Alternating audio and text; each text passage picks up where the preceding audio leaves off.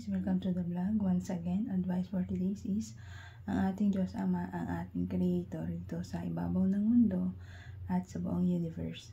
Bakit po?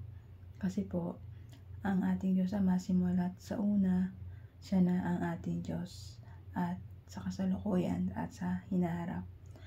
So, ang ating Diyos Ama nasa langit na buhay ang siyang gumawa rito sa ibabaw ng mundo.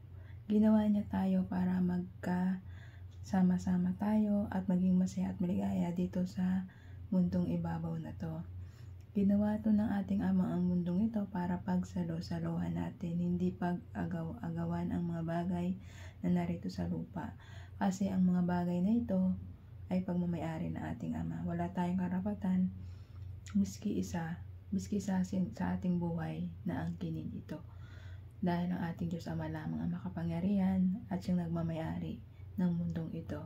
Kung ikaw gahaman at di mo iniisip ang ating Diyos Amang buhay na nasa langit, puro ka lang nanakop o pangaangkin sa mga hindi mo pagmamayari, ay manahimik ka.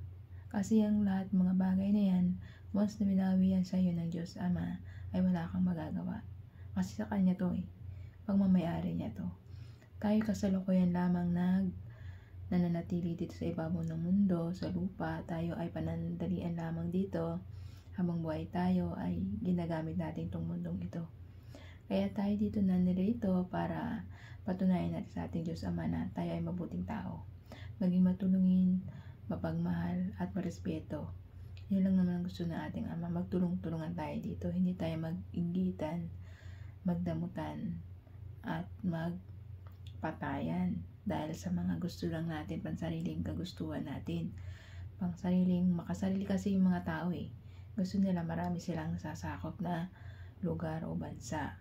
Hindi nila iniisip na itong mundo na to ay hindi sa atin, hiram lang natin to sa ating Diyos Ama na once na binawi niya ay wala tayong karapatang natin to makukuha at kahit kailan hindi to sa atin, pinahiram lang to sa atin ng Diyos Ama para mapakinabangan natin at para makatulong tayo sa ating kapwa-tao.